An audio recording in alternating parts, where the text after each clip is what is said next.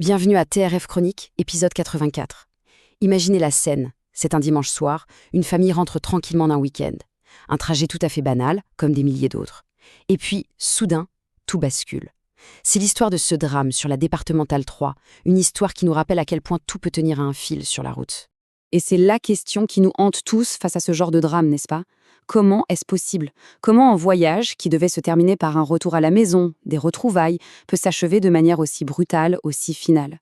Pour tenter de le comprendre, on va devoir remonter le fil des événements, presque minute par minute. Parce qu'à bord de cette voiture, il y avait 3 générations. Les grands-parents, 70 et 61 ans, et avec eux leurs 3 petits-enfants. Toute une famille réunie, dont le destin va être complètement pulvérisé en une fraction de seconde. C'est une tragédie qui a littéralement plongé toute une région dans la stupeur. Alors pour essayer de comprendre, il faut revenir sur place, sur cette route départementale 3. Il faut assembler les pièces de ce puzzle tragique. On va reconstituer la scène de l'accident avec ce que l'on sait. Ok, le décor est planté. On est donc un dimanche soir d'hiver, un peu avant 19h, sur une petite route de la Meuse. Mais regardez bien les conditions. Il pleut. Pas une grosse averse, mais une pluie fine et continue, ce qui rend la chaussée particulièrement glissante. Et pour couronner le tout, ça se passe dans une courbe, en pleine zone boisée, donc il fait déjà très sombre. C'est une accumulation de facteurs de risque. Chaque détail compte, ici. En fait, ces dernières minutes, on les connaît grâce à un seul et unique témoin direct, un automobiliste qui suivait la voiture de la famille. Il raconte qu'il s'est fait doubler. Un instant plus tard, au loin, il voit les feux stop s'allumer, puis plus rien. La voiture disparaît, quelques secondes s'écoulent, il continue d'avancer, et là, il tombe sur la scène de l'accident. Cette chronologie, elle est absolument glaçante. La voiture m'a doublé, après je l'ai perdue de vue. Cette phrase, elle est d'une simplicité terrible. Elle capture vraiment le dernier instant de normalité avant le chaos. Et ce témoin ajoute un détail crucial. Il dit qu'il roulait lui-même à 90 km/h au moment où la voiture l'a dépassé. Et ça, c'est un élément qui sera sans aucun doute au cœur des expertises pour essayer d'estimer la vitesse réelle du véhicule au moment de l'impact. Ce qui se passe ensuite, c'est d'une violence mécanique pure. Pour une raison qui reste à déterminer, dans cette courbe qui tourne à droite, la voiture, elle, a continué tout droit. Sa course folle s'est terminée contre un arbre.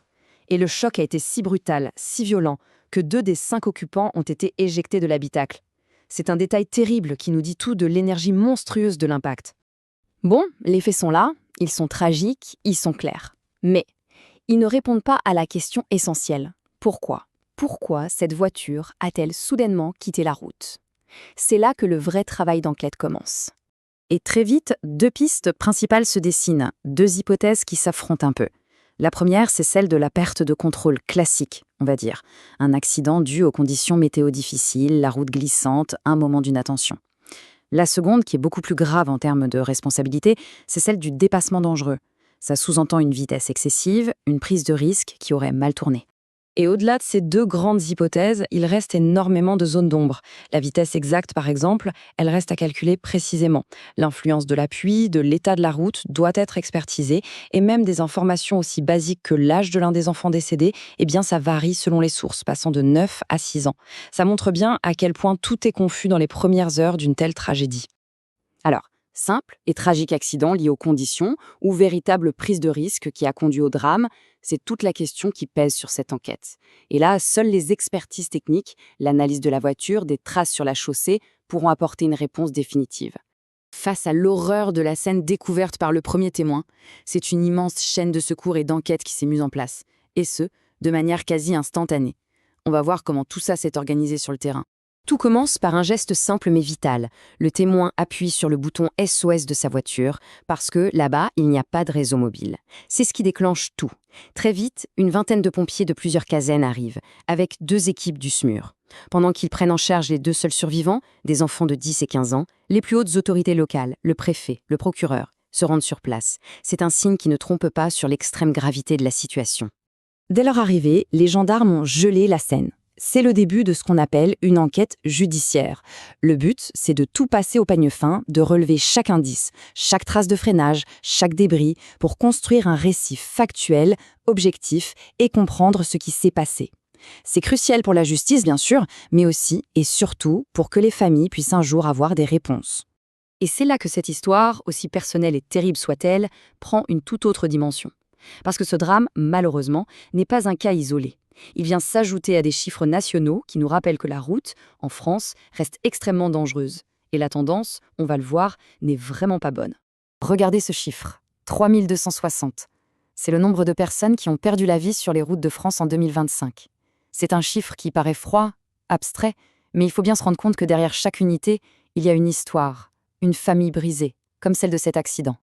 Et le pire dans tout ça, c'est que ce chiffre est en augmentation, plus 2,1% par rapport à l'année d'avant. Ça veut dire que, loin de s'améliorer, la situation sur nos routes se dégrade. Et ça nous force à nous poser une question collective. Qu'est-ce qui ne va pas ? Il ne faut jamais, jamais l'oublier. Derrière la froideur de ces statistiques, de ces pourcentages, il y a des visages, des prénoms, des histoires de vie. Ici, c'était des grands-parents qui rentraient tout simplement à la maison avec leurs petits-enfants après avoir passé un bon moment en famille. C'est tout. Alors, on en revient à cette question. Cette tragédie aurait-elle pu être évitée ? L'enquête donnera des réponses techniques, c'est certain, sur la vitesse, sur la trajectoire, peut-être sur un problème mécanique, mais elle ne répondra jamais complètement à la question de fond, celle de la prudence, de l'attention de chaque instant. Et cette question-là, c'est à chacun d'entre nous de se la poser, à chaque fois qu'on prend le volant.